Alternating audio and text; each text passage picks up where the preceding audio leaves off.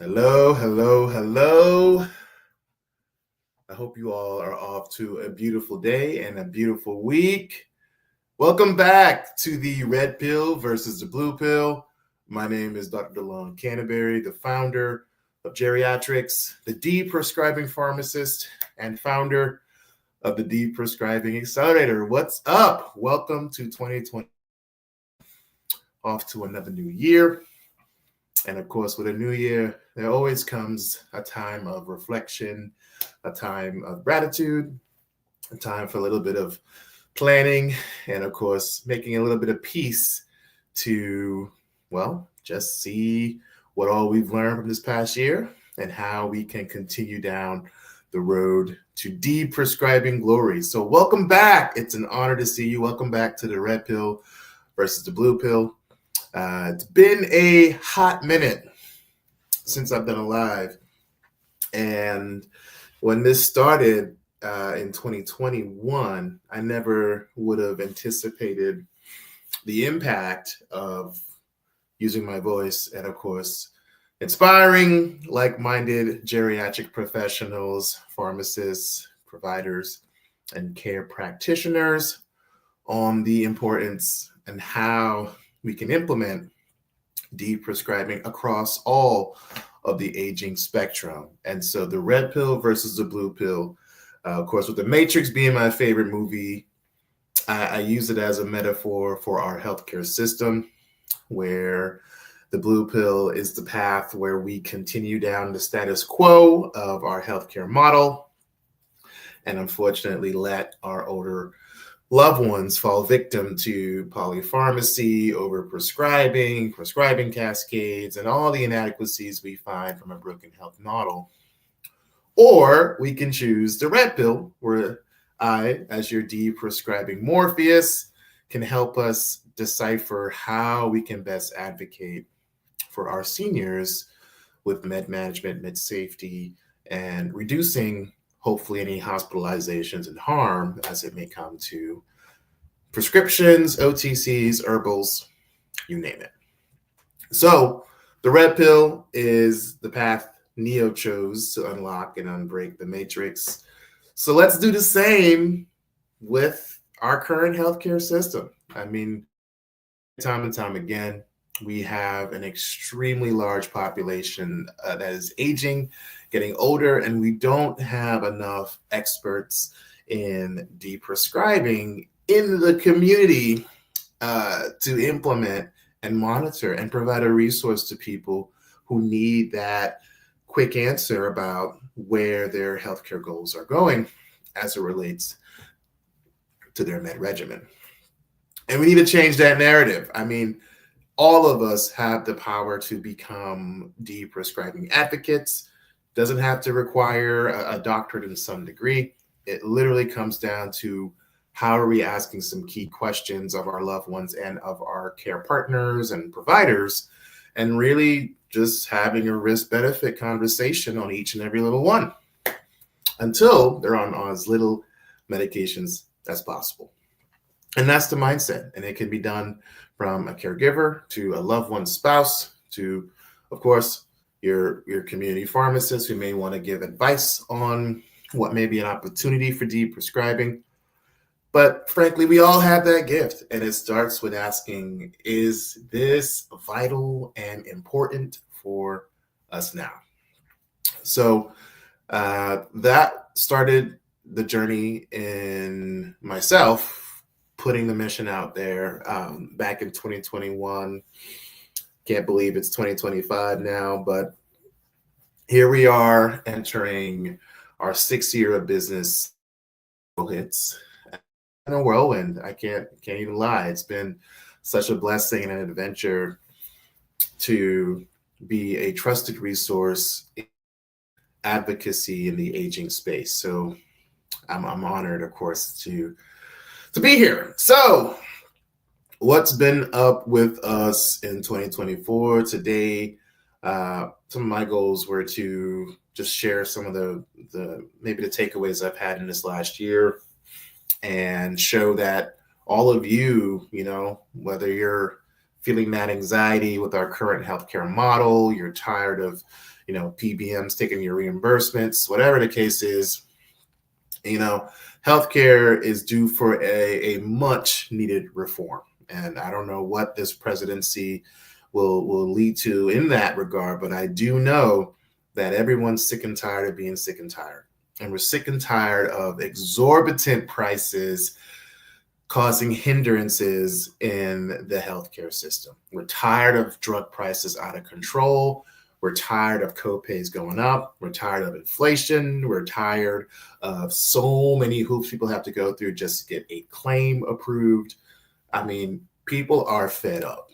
And in my eyes, we aren't using the drug experts, pharmacists, yes, you, geriatric ones especially, in a role that can mitigate some of this headache that the system causes. We're not embedded at every point of transition of care for older adults. We're not embedded in independent communities. We're not embedded as a part of other adjacent providers like physical therapists, occupational therapists, speech therapists. There's so many avenues that I feel pharmacists are necessary, especially in healthcare and even outside of healthcare. I mean, we have access to some of them awesome, most highly qualified professionals. And we're only confined to a role that may be defined by your traditional hospital setting, your traditional retail setting, and the couple others that you can get into. Maybe it's industry, maybe it's something more unique. But the fact remains that we've got hundreds of thousands of people who are 65 and up who don't have access to someone to say, hey, look, maybe you don't need that aspirin anymore, or maybe this over-the-counter Advil is doing more harm than good.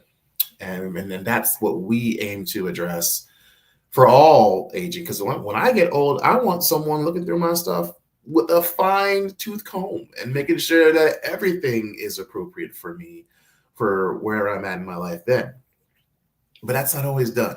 And, it shouldn't all fall on providers. It just shouldn't. There has to be an ecosystem where everyone can have a role, whether it's to your technician, your medical assistant, not just reading off a checklist, but, having some guided ways to have a conversation candidly about, what are the main issues you're having symptom or side effect wise? Are there some other concerns in your quality of life? Because we're missing that empathy that frankly is the bedrock of better patient care. You gotta have empathy and understanding to get those type of outcomes. So anyway, no soapbox needed, but I started going live because of what I saw in the community 3-4. I've been seeing it. I've been a pharmacist since 2015. So going on 10 years. And, I didn't know much about geriatric medicine at all. Just to be candid, I didn't study geriatric medicine in pharmacy school. I learned about it by working as a pharmacy manager at Walgreens in a rural city, North Carolina, called Henderson. And I was there, and the majority of my population was indeed older. And I just saw the amount of the pill burdens and long lists of meds and constant readmissions to urgent care or ERs.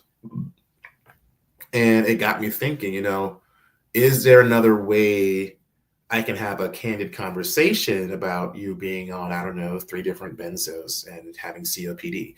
Like, is there another way we can discuss, maybe these chronic NSAIDs are contributing to your heartburn and you don't need this PPI? And that got me thinking, what are we doing to service directly as geriatric professionals, right? What are we doing to directly help a population that's only getting bigger, and still there aren't enough people who are trained in this field to talk about what everyone wants help with, which is medicines, which is, drug therapy, which is understanding, do I need to be on this forever? And are these medications the best thing for my grandmother today? Whoever that may be. And that just got me thinking, let's give the people what they want. People want a trusted expert who they can go to quickly and get evidence-based advice around them. They want to know how they're doing. They want to know if I can hopefully reduce an already long med list and still have the quality of life that I envision to have.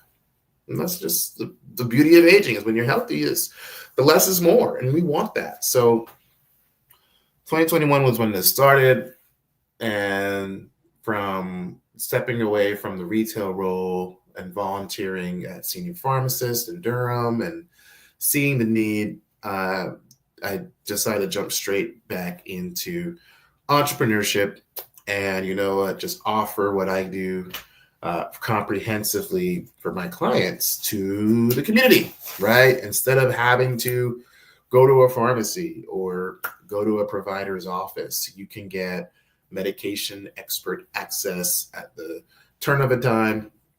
That's going to help you get you unstuck and get clarity, and help you, more importantly, have the peace of mind on whether these things are the right ones for me. And that, in a nutshell, was the brainchild of GeriatRx back in 2020. And now fast forward to 2024, as we enter 2025, never would have envisioned that going live would have the impact it had in coaching our fellow Deprescribing alumni, people who have the same aligned passion, a lot of them loving our caregivers, loving our older adults, loving the profession of geriatric medicine, and want to see some change. They want to make a change in their own world, whether you're serving as faculty or, in an AM care setting, or doing it in the community, like nonprofit, church, doing it and by serving up in boards and showing up in places where we need more pharmacist input, when it comes to policy, or simply doing a health fair, right? Like, there's so many ways to reach people. And 2024 was definitely not shy of that in terms of our outreach. So I want to spend a little bit of time sharing, some of the awesome things I learned in the new year. I want to also highlight some of the wins, some of the things that we've experienced with some of our clients, our patients. We've had a ton of referrals going into this last half of the year, and having the impact we have in just reducing meds, improving symptoms, and getting to some of the root causes of some of these issues has been nothing short of a blessing. And it's awesome to say that is what I do and can do, and flexibly do so virtually from my home. So apart from seeing out exactly what I feel our community was missing, 2024 had me on the road of basically sharing my story. Like, why did I create GeriatRx? Why did I leave a cushy 6-figure salary to provide this type of service? And the story is twofold, right? And some of you may already know, but a lot of this company's impetus started from seeing my mom and dad become caregivers to my grandmother, who had mild dementia. Back when I was in the late stages of undergrad and throughout pharmacy school, she was in an assisted living facility up in New York, and her care started dwindling. Her cognition was going downhill, so much so that the facility could no longer manage her needs. And they subsequently had to move her down to Atlanta to take care of my granny. So, and that being said, they had to deal with child-proofing the house, keeping her from wandering, doing all the care coordination, while still putting two other kids through college, including myself. And it just wasn't easy. And it wasn't easy seeing them deal with the emotional toil of navigating a very convoluted system. So back in my mind, as we started seeing her decline, we uncovered, with the help of a Rite Aid pharmacist, that particularly there was one medication that wasn't exactly appropriate for her. It was an antipsychotic med. It was ziprasidone, I believe. And that was the medicine we eventually stopped because of that community pharmacist, and who took the time to advocate and reach out to the doc and figure out, you know what, let's just try to taper this and see if things resolve. Took about 2-4 weeks, but hey, Granny got back to her baseline, mildly having dementia, and was cognizant enough to go back to New York and finally live happily to see the age of 90. Right. And I mean, she was with it. She was joking with us. She remembered us. We had a huge birthday for her at her 90th and celebrated life. And I mean, she was cracking jokes, literally remembered us, didn't have any issues. And it was like, yeah, we got her back. And it would not have happened had that pharmacist had not taken the time to explain and advocate and go to the lengths that she did to increase her quality of life and care. And I'm thankful for her, and I still am. So that always stuck with me to really grapple with, why are we in such an expensive healthcare system where we're still paying upwards of $5,000 to $10,000 a month just for your loved one to be in a facility and still not have that level of care to identify, hey, maybe this medicine was a problem. Why did it take us moving her to the South almost 5 months later, and expense and energy to hopefully have someone realize, hey, maybe it is the med? And that is what I decided to bring to the community with our company, GeriatRx. That's the point of this company, is to give people that clarity immediately and not wait for an incident or wait for worsening cognition or wait for a fall or whatever issue. And then we start looking intensely at the med regimen and other, other factors. So that happened in addition to what we saw as what I saw as a Walgreens pharmacist, got me in the mindset of, well, there are plenty of people who don't have the resources or time to just wait every 6 months or 12 months to get seen and have that question answered. So why not create a direct service as a pharmacist where people can come, talk to an expert, get what they need, and now go forth and prosper. And while having us on board can help with the deprescribing advocacy and implementation in step with their doctors and prescribers. Like, that's the dream that we as pharmacists want. That's what we enjoy. We want our recommendations work. We want to be a part of an interdisciplinary team. We want to educate, all parts of the care spectrum. And what a great way to be a clinician, right? Is to do it and then see the actual improvement in your clients is awesome.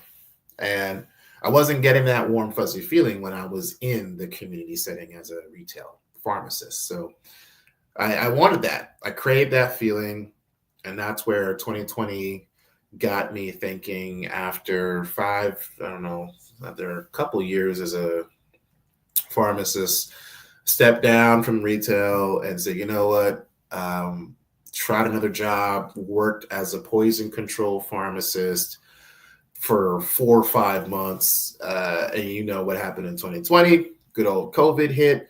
And now what was the poison control hotline job turned into the COVID hotline for the entire state of North Carolina. It was a team of maybe 15, 20 nurses and pharmacists taking calls for screening of for COVID, if people qualified, if they have temperatures and cough and all the symptoms, we were working step in step with the epidemiologists and essentially trying to track cases in North Carolina and set up quarantine protocols and all the fun stuff, and it was a cool job. I really enjoyed learning about poisonings and toxicology behind things, and wondering the mechanisms for illicit drugs and like antidotes and antivenoms. It was super niche, super cool, and I loved it.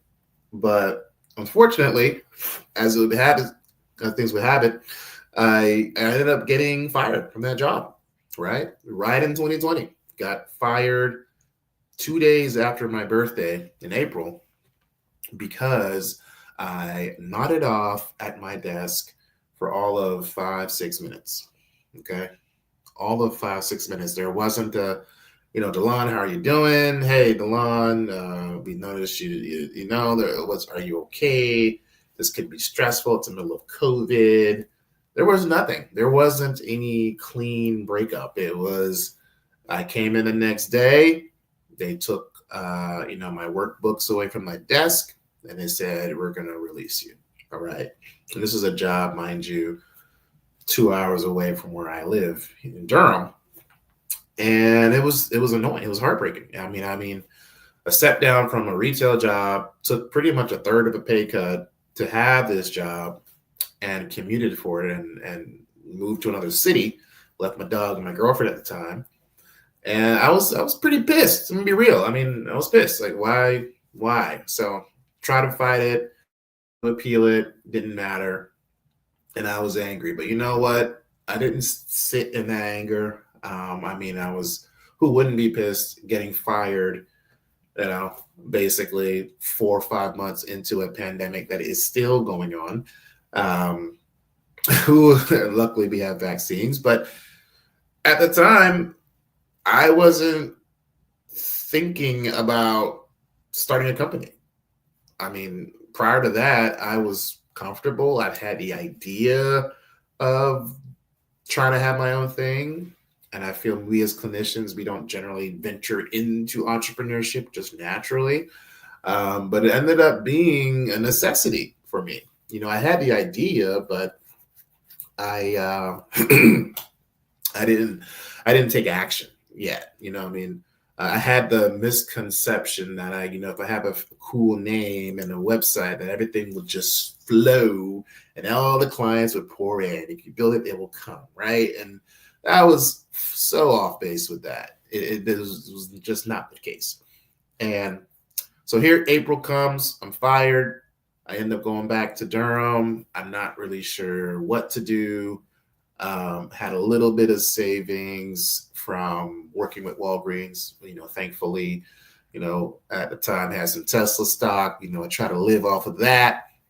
But I still felt a little bit lost, I just felt lost. I was mad and angry and didn't have unemployment, didn't get any type of severance. So I'm like, well, am I going to go back to retail, or how am I going to transition? What am I going to do? And I didn't know, but I knew one thing. While I was in the community in Walgreens in 2017, I decided to get a board certification in geriatric pharmacotherapy. So got that certification. It really blew my mind to what all goes into aging in this country, not just from the med aspect, but just maneuvering, finances, ethical concerns, the legal aspects of things, care planning, where you're going to live, affording your care, knowing your healthcare plan. There are so many elements to aging that I frankly just did not really have to know to be a pharmacist. I just didn't. And getting the certification really helped put that in the forefront of, oh, wow, we aren't doing all that we can, especially in certain care settings. You just don't have the bandwidth to do all the things we should. So, needless to say, that's where geriatrics came about. The mixture of my story with my grandmother, and then seeing it firsthand in the community, and then especially during COVID, where the majority of our deaths from COVID in the first year came from nursing homes, came from older adults. And with the exclusion, with the isolating, and just the families wrought with despair and death and not seeing loved ones, it was a really tough time. And it kind of was a blessing to be a part of the COVID task force, because now using that experience allowed me to speak more to aging communities and church communities, to speak to the geriatric community, and touch on what I learned from the COVID outbreaks, and like what's in the vaccines, how are they making it, what's an emergency use authorization, and dispelling some of the internal messes, frankly, that our medical system and medical racism have wrought since the beginning of time, at least in U.S. history. So trying to be able to speak to that and educate people to get vaccinated, was a part of my shtick then, and still support it, especially for older adults. But all that to say, I kept meeting more and more people who wanted someone to just give some extra eyes on the meds. And lo and behold, doing that for the first year led to, again, this concierge practice of geriatrics, where it's just like a direct primary care provider, you pay and a monthly subscription, and you get access to precision medicine, side effect counseling, deprescribing action plans, care communication with your providers, relaying any concerns, and of course, looking for other elder care resources that can guide you and make life easy for you, the caregiver, who's torn with, where do I start in managing mom's care, right? So caregivers were the ones that were in mind while I was creating this company for older adults, but to help families get their loved ones back. All right. So, starting geriatrics, man, first year, I didn't know what the hell I was doing. I didn't know what the hell I was doing. Some days I still don't know what the hell I'm doing. But in all honesty, the first year was very exciting.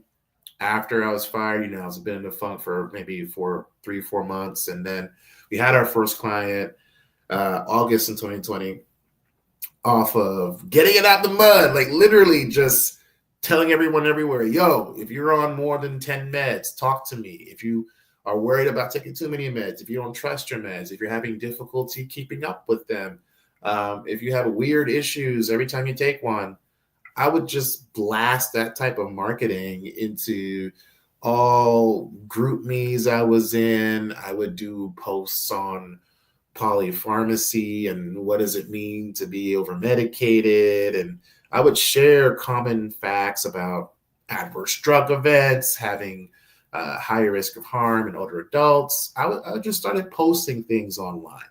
All right. A lot of it to get the word out and make people aware of the problem, like I do now. But yeah, also to, build a business, get clients, get members and excited about opportunities.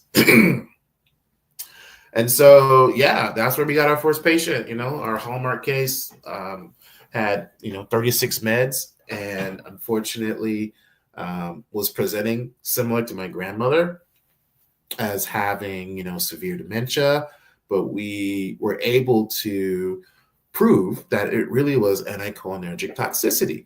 She had a crazy high score, like 9 or something.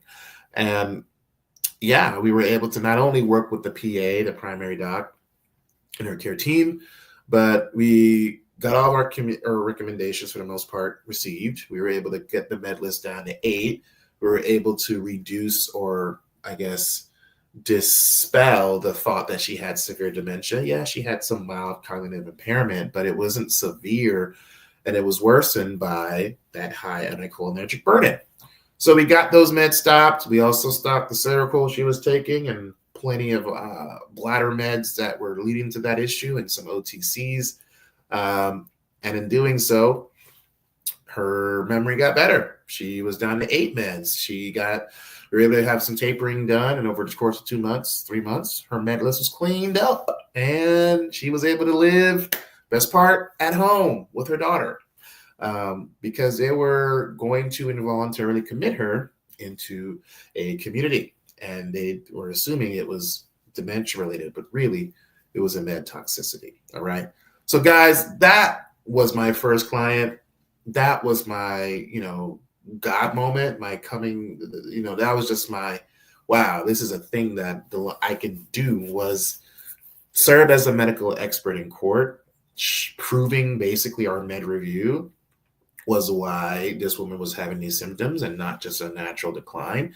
Working as a part of a care team, communicating the issues and creating a deprescribing action plan with the PA was fulfilling. And then seeing the results, seeing the patient get better, seeing the family get her back, seeing that, I could call a few months later and hear her on the beach and hear they're having fun and she's living life. Like, they got a priceless thing for a minimal cost, So those things solidify that this is the model I needed to adopt or provide and give to the community. All right. And that was the beginning of geriatrics. That was our first client, 2020. It was awesome. And then, we fast forward to 2024, and we've been doing the same thing since. We've been building our community of strategic partners. We've got referring partners, and we're happy to teach other like-minded providers how to build that infrastructure of trusted resources. And even more importantly, we ended up in 2021 creating a framework for other geriatric pharmacists, consultant pharmacists, clinicians, non-clinicians to follow in building deprescribing kind of queries into your care flow. That is the goal. So my goal is, how do we get as many meds off as many people as possible in a safe and supervised manner? Just like all the other awesome deprescribing researchers and implementers across the world, we've got tons of deprescribing research networks. It's not just here in the US. We've got them in Canada, Australia, Japan. We've got high-risk med lists developed from different parts of the world. Ireland is another leader. We've got tons of people researching, doing, and playing with the word deprescribing in some way, shape, or form. But we don't have enough within the direct community. We don't have enough deprescribing educational workshops right in your backyard, or at your local adult daycare center, or at your local retirement community, or your local health fair. We don't have people spearheading the conversation. And the first part of getting people to change is to educate and increase awareness. You have to have a shift in our mindset. We have to have that medication mindset shift in order to lead to change. And that was, to me, I guess, the opportunity I feel all geriatric consultant pharmacists have, but it doesn't just have to be them. I think in order for us to address this aging population, we have to talk about the elephant in the room, which is the meds, which is, are they really on the lowest amount possible that would still provide the best quality of life? Are we omitting any medications that might be necessary and important for the quality of life?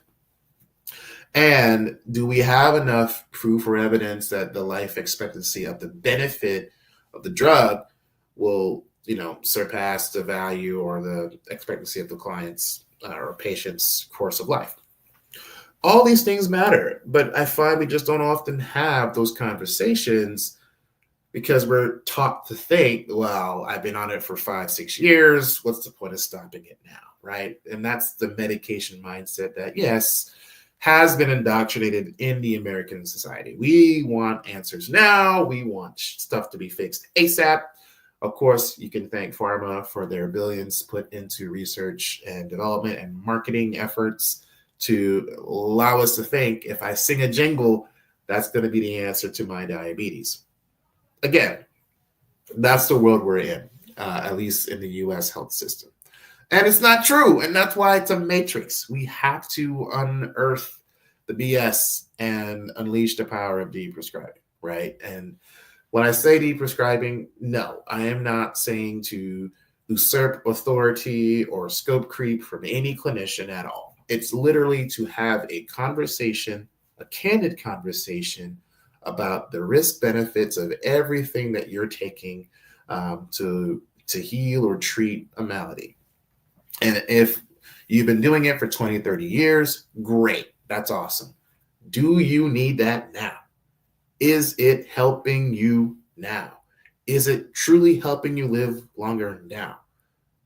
Are you spending too much on that now? Is it necessary? Like, all these are just probing questions. So it's, again, a philosophy, an ethos of, is this the best thing for you? And so I frame every consult, client, recommendation I made with the mindset of, if this is my grandmother Mildred and I was their son or daughter, would me as a pharmacist and a geriatric trained one at best, would I agree with what they're taking for the sake of their holistic picture and care? And most of the time, guys, the answer is no. There's usually something we could probably stop or taper or half or whatever, and they will still go about their day completely fine, and hopefully with improvements if there are any other issues at bay. And so that is the framework. That is the model of geriatrics. We are concierge deprescribing experts who work for families trying to get off meds. All right. So I told you the good stuff, the fun, cool things along the way. Let's talk about some of the setbacks and pitfalls that I faced in the beginning and going into even some parts of 2024, this last year. It's a lot to be grateful for, right? We kept going with our Deprescribing Accelerator cohort. We've had 5 awesome new practitioners. We've had our first geriatrician take our course, the Deprescribing Accelerator. We had a psychiatric nurse take our course as well. And we've had awesome nurses and pharmacists, of course, be a part of our program. So in terms of setbacks or pitfalls, this year in 2024 was our kind of first pivot or foray into working with other aging service providers in the industry. Okay. So sometimes, yes, it's a prescriber or outpatient clinic. Sometimes it's what we call geriatric care managers or aging life care professionals. Sometimes it's getting a referral from, nonprofits we have spoken for, or, dementia awareness workshops. So I found that in the first 2-3 years of business, concept was fairly new. So it was not easy convincing, or let me better say, showing the urgency for someone to invest in getting a comprehensive deprescribing consult, right? It's just not a common thing that's advertised. So there was initially a lot of questions, will this be covered by my insurance? What would I get immediately, right? Like, what's the immediate return on my investment if a patient wants to get a consult? Will there be, pushback from the providers? In the beginning, I didn't know the space. I didn't know if I'd be offending or overstepping or whatever the case may be. So I did have limiting beliefs. Another setback, I didn't know what to price myself with. I didn't know what would be a fair price for a consumer to purchase a consult. I didn't know how to structure the pricing, right? I just had to kind of try what was out there. and played around with different pricing models, different packages, retainers, whatever. So at first, the biggest, I would say, frankly, in business, the biggest barrier was shifting my mindset that I can actually do this, because I didn't. I knew I wanted to do it. I wasn't convinced I had the authority or the uh, really confidence to command a price and command a service and believe that it would lead to the impact that someone wants, right? I didn't believe I could give the results sometimes that I believe could happen. And then I started seeing it clicked after a couple, working with patients, that, there is something working here. Like, actually, people are getting better. People are getting problem solved. People are on less meds. And I'm finding, and this was the mindset that had to shift, was that people are actually paying cash, at first a couple $100, now a couple thousand, for a very detailed, holistic, comprehensive consult. And I'm learning that people aren't just doing things for the review. It's to talk to a trusted professional about all of their things, right? It could be more social. It could be just having an idea to bounce off of. It could be leading to the change that you're not going to always see overnight, but sometimes, 6 months, 12 months, like, yo, Delon, since you told me about that, I've been working on my diet. I've stopped working. There's these little micro changes that you don't always see the impact of your talk or intervention until much later. And you follow up, and it's like, wow, okay. And, we like to see results now, ASAP. And I didn't have patience at all. Who has patience? Like, especially when we want results ASAP in healthcare, it's like we just don't have that patience or mindset of it will work yet.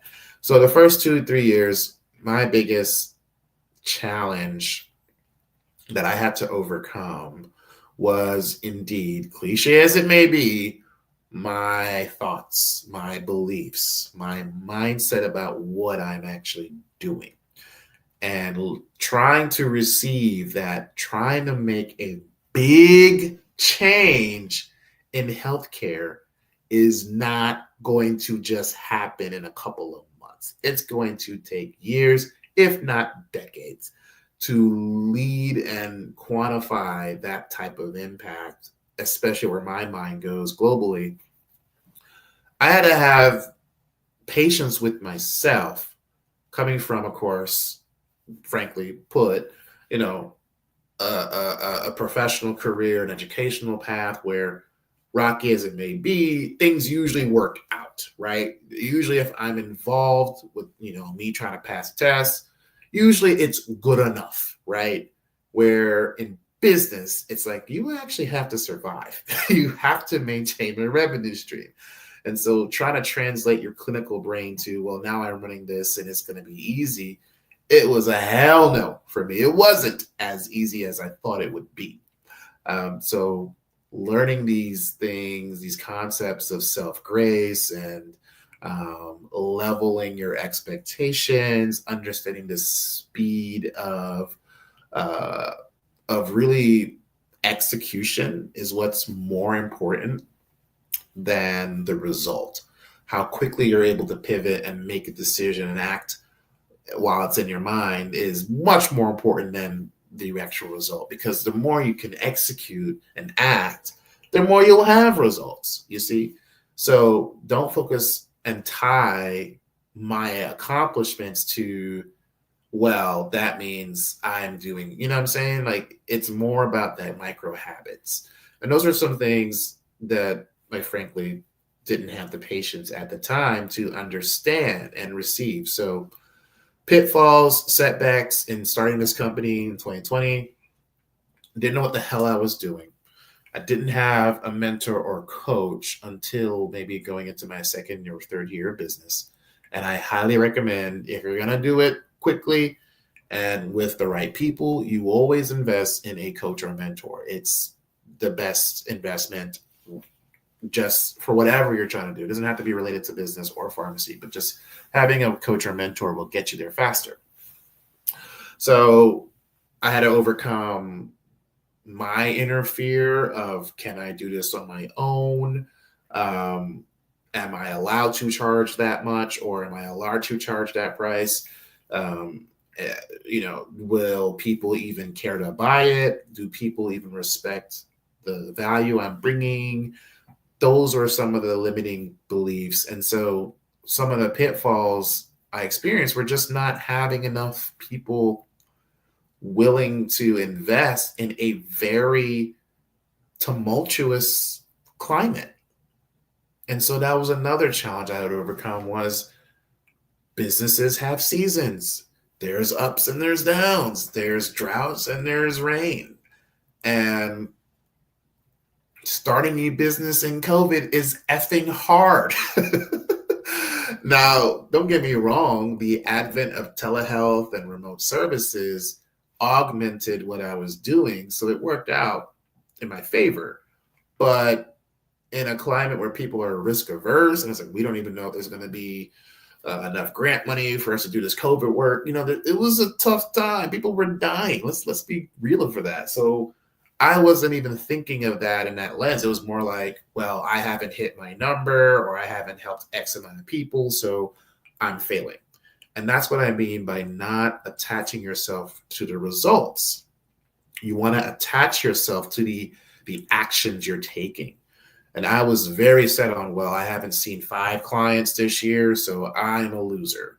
So those terrible micro thoughts that seep in the back of our heads are not true. That little voice of doubt is a lie. All right. It's usually a lie. It's the devil, whatever you want to call it. It's a bastard, and it's not true. It's the BS that circles around when we're in a state of fear or in a mindset of lack. And I wasn't adopting the mindset of infinite potential or abundance, or thinking, hey, what if I help this one person and they get 10 times better? What if they actually refer 2 more people? What if the doctor notices and now the doctor wants to refer because of how much I was able to help? I wasn't thinking in that realm of the positivity of my outcome. I was thinking in the, well, if I don't get this, if I don't get that, then how am I going to pay rent? And it's, mind you, an adjustment. Yes, we are in a world where you have to, you got to eat to survive, etc. But these were the kind of limiting beliefs and mindset shifting that people want to call woo-woo. But no, it's super critical as you progress to the next levels in business growth and entrepreneurship. And didn't appreciate that at first. I just didn't. I didn't think so much psychological development of self and self-control would be tantamount to eventual success. Didn't see the appreciation of that. So that was a good rundown of 2021, 2022.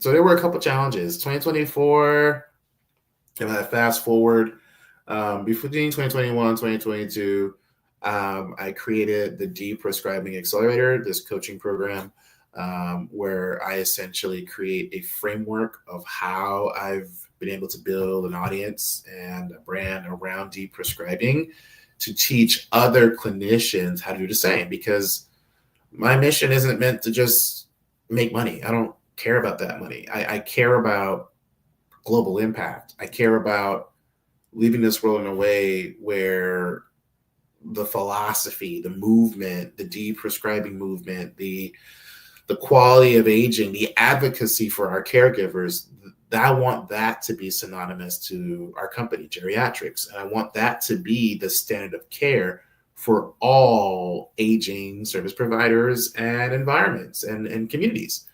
I don't think that's a big ask. And to me, that's the mission. So if we're going to leave our future generation of prescribers with the right tools and resources, we got to teach them what deprescribing is. Like, you know, many providers I talk to, and although they get the concept, they have never once learned a lick of what deprescribing is. Hell, I didn't even learn deprescribing in pharmacy school. So how can we expect future providers to know unless they're a geriatrician and or holistic or functional? And frankly, if you're not those, you're kind of in your silo, and you essentially do what you've been doing for most clients. And that's why there has to be a shift in teaching and getting the tools and the resources to our PAs and our NPs and MDs and DOs and future, again, providers who are writing this. Because when I get 60 and 70, I need someone who, if I'm in a situation where I'm on too many meds, someone's actually talking about it, not adding to the burden, not adding to the problems that may lead to, preventable harm. Who wants that? And who wants to pay an already expensive system to buy into that model? So anyway, 2024, this past year was the year we started shifting our focus from directly servicing people in the community to working with aging service providers. What do I mean by that? What I mean is selling our deprescribing one-on-one consults now to personal care homes, memory care units, assisted living facilities, nonprofits, essentially creating a membership benefit where our concierge 6-month packages is an exclusive value add to their small organization or to their members or clients. So that was the model shift. So we went from basically business to consumer to business. So now this year has been focused on, working in step with aging life care associations. So one of our bigger wins last year was becoming a corporate partner with ALCA, or the consortium of geriatric care managers. If you don't know what a care manager is, look them up. They are amazing. They are privately hired concierge. Sometimes they're gerontologists, nurses, or social workers, but they're certified in care navigation for older adults. And they're usually hired by families to figure out the care planning, the elder care stuff, all the points of care that are necessary to be an adequate, a healthy way to live gracefully in age. Care managers know that stuff, okay?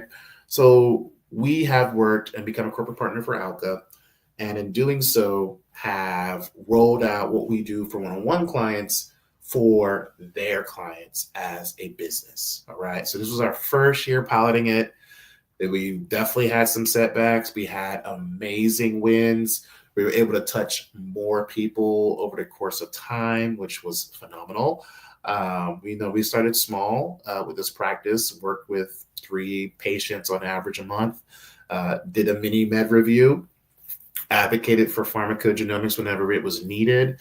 We're able to communicate concerns to the care manager, who then in step would communicate concerns to the prescribers. We would track some of our deprescribing interventions. We would look for any resolution of quality of life issues or frequent urination or whatever the case may be. And we had a lot of great buy-in from our care managers who loved the service. They loved having access to their own pharmacist, basically setting up office hours for their team. And it was delightful. All right. We did that for a couple months. We did it for about 6 months. We found that although we've had a lot of buy-in from families and from the care managers, it was a bit more mixed with some of the providers. Some of the providers on board took all the recommendations. We even did a PGX consult for one who had a poor metabolizer response for Austedo XR. In combination with some other drugs. So really had some good progress in trying to get that med stopped. But we also had learned some new things where some concierge providers weren't approached directly by our company. They were at first approached by the care management group. And so they thought the care management group might be overstepping, although it's not true. We're still bringing it to their table. But they also thought that they might be, I guess, out of their reach, right? So that taught us to work a little bit backwards and get a consent form from the patient to present to the provider as a reason on why we're doing these reviews or interventions. So a little bit of recalibration there. Still ended up helping in the long run, but we learned, in some situations, the providers were just like, great, go ahead, do it. I'm glad you're doing this. The one or two that may have occurred were more about, unfortunately, a little bit about ego, and they just wanted, they just didn't want, they just ended up, I think, switching the provider anyway. So at the end of the day, we were able to get the problem resolved, but just some things we learned from going B2B, where in B2C, when I'm dealing directly with clients, it's really not as much of a barrier. It's usually seen as an added help. It's like generally the providers are awesomely receptive about pharmacists giving some extra eyes to their patients. So just a little learning lesson there. Another thing I had to overcome this past year, still dealing with it, was not doing the damn most. Just, I don't need to go everywhere. I don't need to do all the talks. I don't need to present everywhere. I don't need to be involved in every board. Your boy's tired. Okay, your boy is tired. Your boy is tired. So I'm not doing that in 2025. As much fun as it can be, and I know how scattered I can be, that I like to do things all passion based. Still got to run a business, and you still got to run a team of people to do that. And I can't always do that if I am all over the place all at once. So having to tell myself no to things that sound fun. And that's the thing with entrepreneurship. Everything seems like a shiny, bright object. And it's like, oh, I want to do this. I want to do that. That sounds cool. Let's do this project. And it's like, dude, you don't have to do all that. Like, stop. do the 2-3 things that are bringing you your clientele, that is bringing extreme value to your community, and repeat and scale. Like, don't do the hundreds of different things. And there's time for that later. But again, we, especially in this space, when you're really passionate, you want to do all the things. But there's no need for you to be a part of 20 different boards or volunteering every day. Like, you don't have to do those things. So especially on top of that, plus the engagements with public speaking, etc., it's okay to say no. And it's okay to turn down opportunities because they'll probably present themselves again. You don't have to do it. So saying no, super important. And so that's why my word this year is intentionality, or intention, just focusing on the main 2-3 things and not getting sidetracked with tons of distractions that are out there. All right. So saying no, last year was the first time we hired an executive assistant. She's awesome. I'll introduce you all to Stephanie Brown later, but she is basically our VP of operations. She has been a godsend. First time trusting someone to help manage the admin and day-to-day, and also keep my scattered brain organized. So been super helpful, and shout out to her. Just had a baby.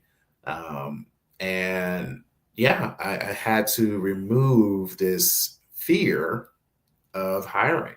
I mean, I don't want to do it all. Sometimes I know I'm extroverted, yes, and I enjoy connecting with people. I enjoy giving talks. I enjoy motivating the masses. It's so fun.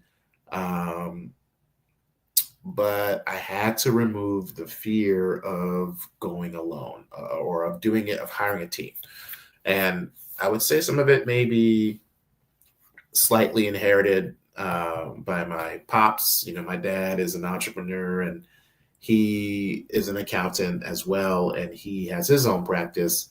And there was some familial history where, he's, may have trusted some of the wrong people and it kind of burned him in the end. And I think I absolutely subconsciously adopted some of those thoughts and was likely the reason why I've been hesitant to hire people or let people in, so to speak. So that was something I had to let go and let God in this past year. So that's why I'm psyched to have Stephanie. Stephanie has also added on, 2 other people to help her out in our efforts. So small team. And then even last year was our first time relegating a case to a fellow geriatric pharmacist. So shout out to Dr. Ashley Groves. She has been super amazing. And we met at ASCP a couple of years ago, and we both, grew up or from Atlanta or live in Atlanta. So I'd come back and we'd hang out, and we were able to work together on a couple cases. And I have not shared any patient cases prior to that, unless it's with my Deprescribing Accelerator students, right? So another way of working on me, letting go and just trusting people to be awesome at what they do. So hopefully we'll see more collaborative efforts with her moving forward. So yeah, hiring, mindset shifting, getting over the abundance lack mindset, learning my own boundaries, saying no to things that come up in 2024.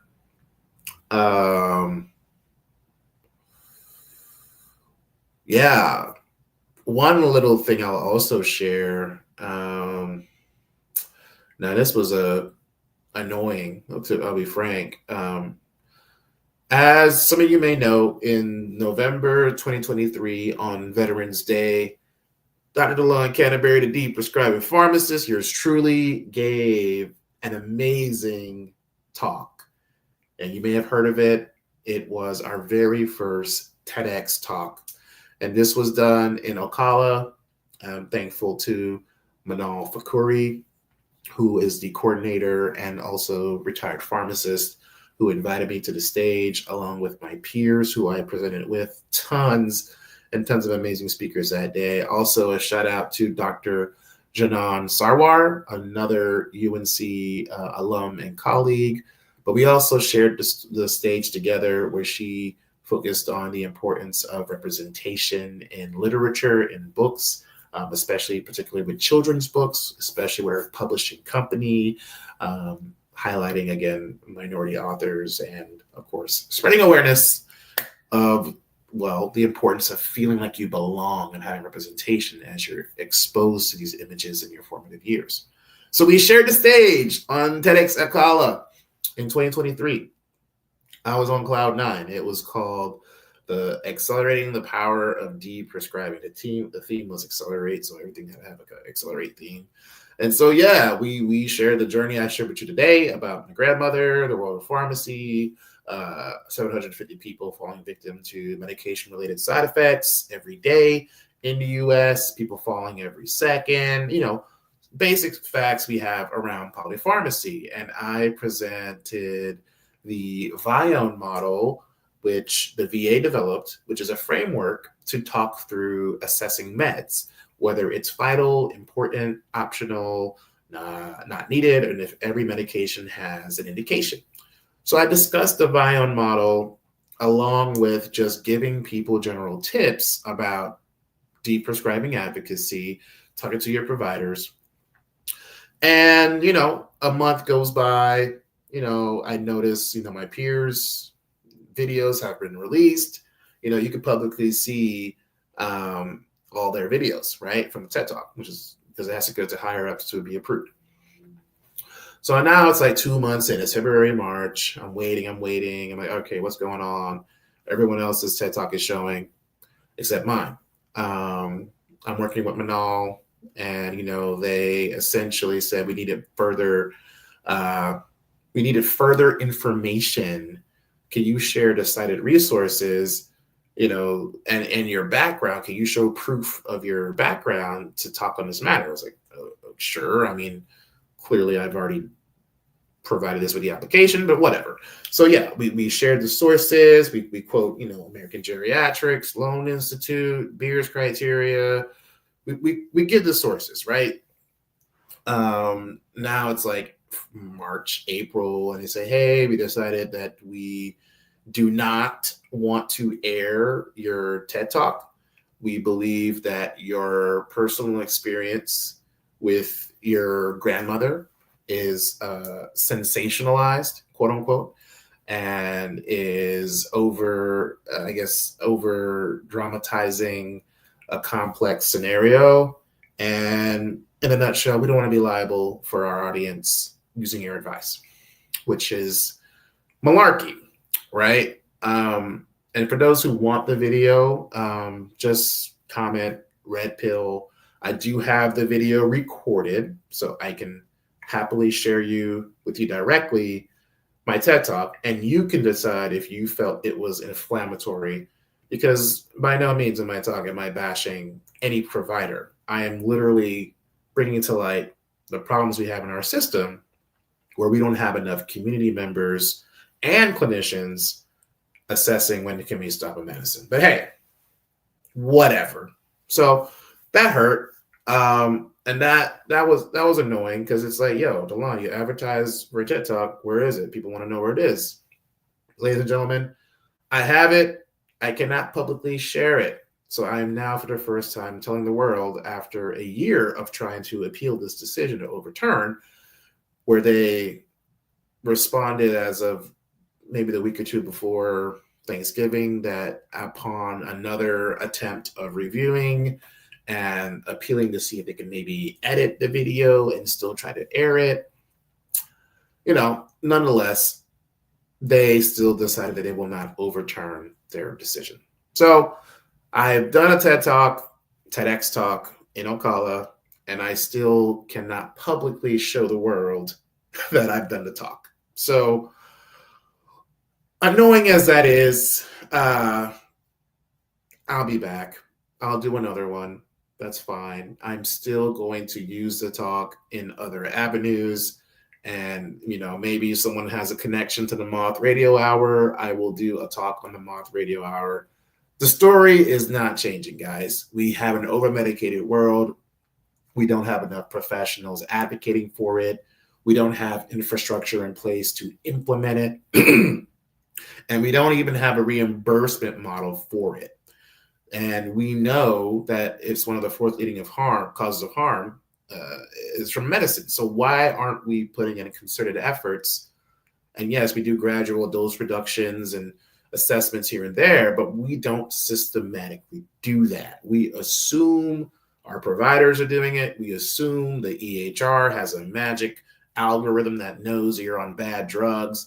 We don't have people trained in geriatrics to implement this, which is exactly why I created the Deprescribing Accelerator. It's to accelerate the use of deprescribing from clinician to caregiver. All right. It's to get people thinking about how to talk about this in a candid and open way that leads to substantial quality change. That's it. That's my motto. That's why I do this. I don't do this for glory. I don't do this for guts. This is literally my burned, seared passion as a person.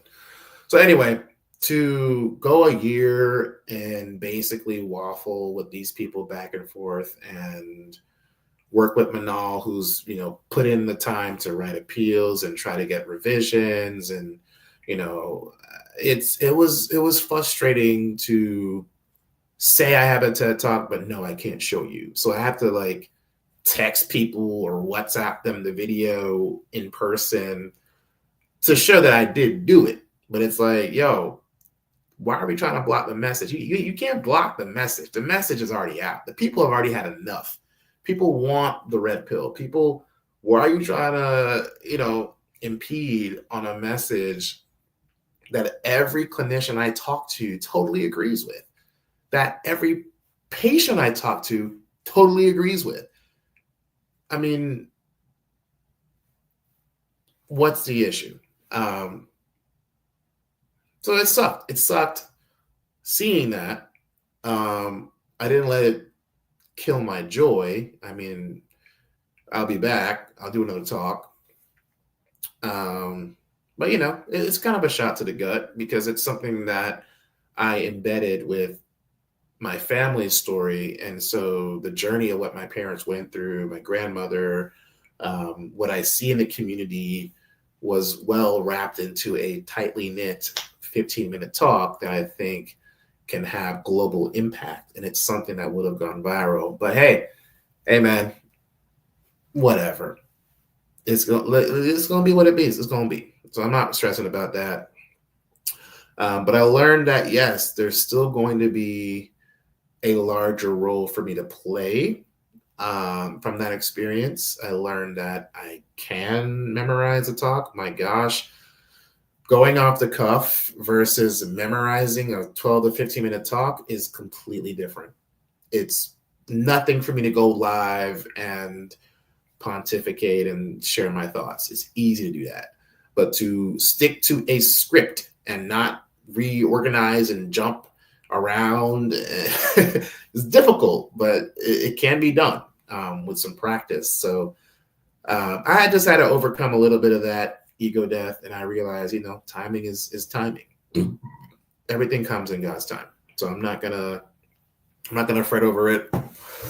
But this past year, learned a lot. I learned a lot about business needs are not going to always be the same as a patient's needs. So although you may have 50 patients or residents who need med reviews and they may be falling, it doesn't necessarily mean that urgency in their personal life is going to translate to the business's needs on their end.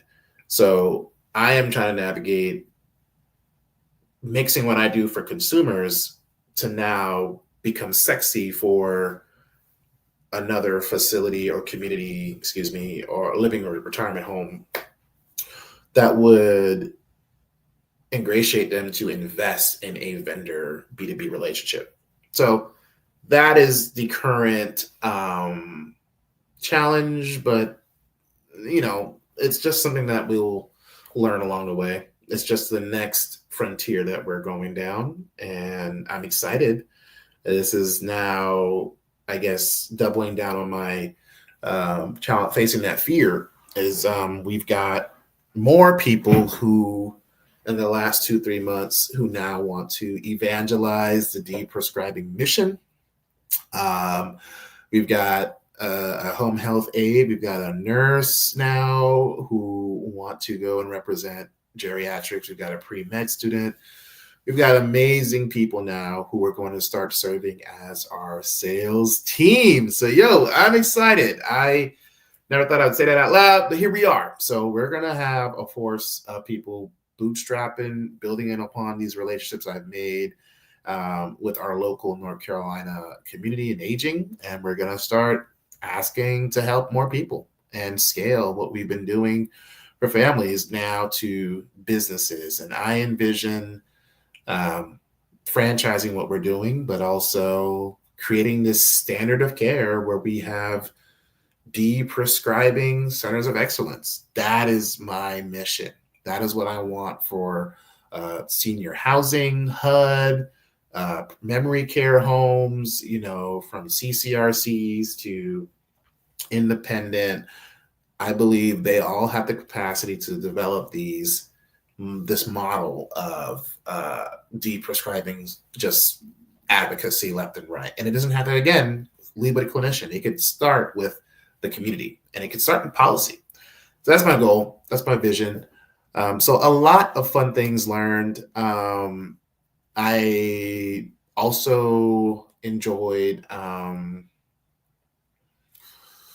I enjoy seeing the spark in my patients. Like that was another win for the year. Was we've had a couple year-long contracts with some of our clients, and to see the results from their med list to their symptoms to what have you from just 6 months time to a year's time has just been powerful. So the number one thing, if I can give any advice to any clinician or provider who is looking to start their own and, set up their own concierge cash-based practice, whatever the case is, especially if you're a pharmacist where you're tired of just feeling beaten down from our model, if you're tired of not feeling appreciated, if you're tired of working and not seeing like the return, or you're not getting the warm fuzzies from what you're doing, I encourage you to consider the Deprescribing Accelerator. We build movement makers. We build people that align their passion and their clinical expertise to provide a whole new service, a whole new model. And it works. And people, our alumni, are having results, and people are getting that passion back, but then they're seeing their clients get their lives back. So, dude, everyone's winning, especially I'm winning. If I could see that is leading to more lives being touched. So that, you don't always know who's listening, right? You don't always know who's receiving your word. Like even to this moment right now, I've got 0 people watching. I have probably the lowest social media numbers on my profiles because I haven't been going live in a long time. I don't know who's going to watch this or listen to this later. I really don't. But I do know that God has given me a voice, and in some way, shape, or form, something I said today resonated. And there's something today in my transparency in the journey that will help someone along for time to come. All right. And that was a power I never believed I had. I never believed I had that impact or would have that impact and continue to have that impact when I get the affirmation and proof from my patients or from my deprescribing students, or from working with other clinicians and providers who are seeing the results, whether it's a micro change at a time. And I couldn't be happier. Couldn't. So I know today was a long one, but for 2025, there's a lot we have in store. Continuing on our journey, I am extremely excited to be presenting at the American Geriatric Society. I'll be on a panel for pharmacoequity alongside Dr. Utibe Essien and Dr. Michelle Keller, I believe. Excuse me if I forget your last name. But we served on a panel previously at the US Deprescribing Research Network, discussing our clinical projects on providing access and bridging access to people who can help with med management, and specifically deprescribing implementation in underserved populations. So super psyched for that. So if you're going to American Geriatric Society, I would love to see you. I believe it's going to be it's in May. It's May 6th to the 7th. I think it's in Chicago this year. Yeah, it's in Chicago. So the Chi-Town, I'll be back. Yeah, so that's going to be on the docket. I'll also be presenting for the American Society on Aging. I cannot wait for that. So Dr. Raymond Jetson has created this summit within the American Society on Aging called Aging While Black. It's an amazing forum where you get leading experts from LGBTQIA research in aging to, again, the barriers that we face as minorities within the older demographic. And we get real firsthand nitty-gritty info on what that may entail and how we can, as a family, preempt some of those issues. All right. So I'll be conducting an hour seminar focusing on a similar topic. It'll be on precision medicine and its implementation as a tool for deprescribing. And so that'll be our focus with my colleague, Dr. Elvin Price, geriatric pharmacist and director of genetic research at VCU.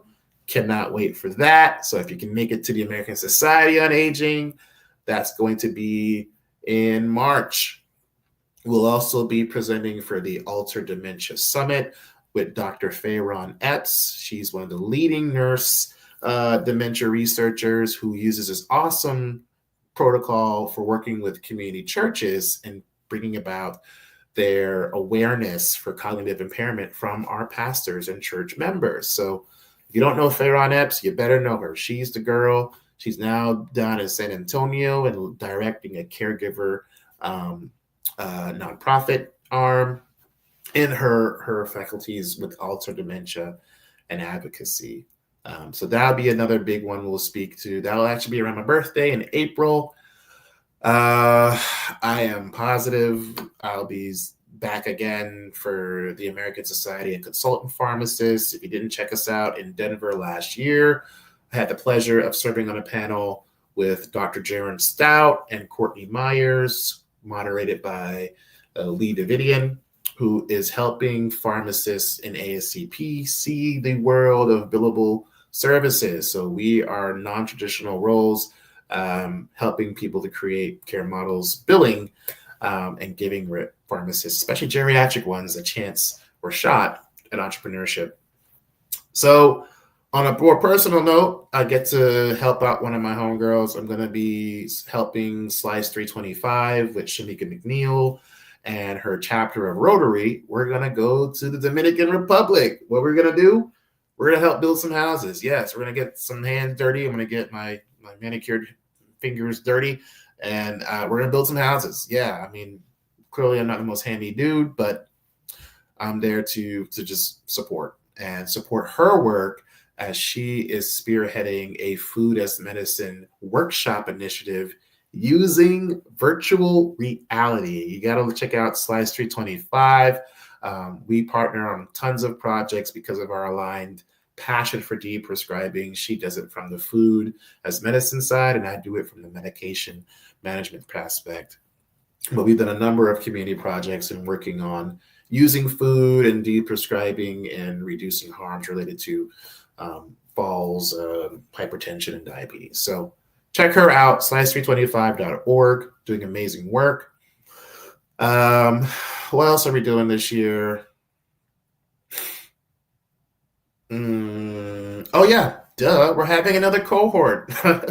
Yes, we're gonna have another launch of our Deprescribing Accelerator cohort. If you're interested, the link is indeed in our description. It's also on my homepage on LinkedIn. Check out the Deprescribing Accelerator. There is a questionnaire to complete at the bottom of the page. Complete the questionnaire, and it will prompt you to schedule an interview if you meet the pre-qualifying questionnaire requirements. And then we can talk further on how you can start implementing your own concierge deprescribing practice. Along with that, I'm also super appreciative of being a part of our North Carolina Modern Aging Council, led by Dave Kanier of the Key. We've got tons of awesome colleagues who are part of this network, from Stephanie Kill with Synergy Home Care. We've got Christian Corner with Vital Watch, Bill Comfort of Comfort LTC. We've got Jessica Cunningham, Leslie Gray, Michael Stickney from Preferred Living Solutions.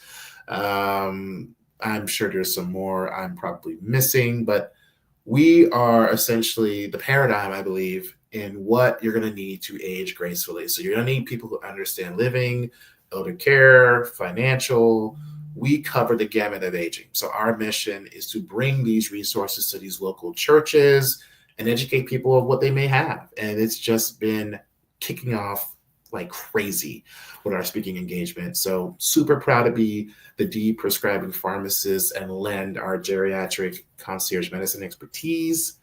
And well, more to come in 2025. So thank you for tuning in. Appreciate your time. And, stay tuned for some more Red Pill, Blue Pill. We've got more exciting things. Check out our Deprescribing Accelerator. And you'll be seeing much, much more of us this year. Take care. Bye.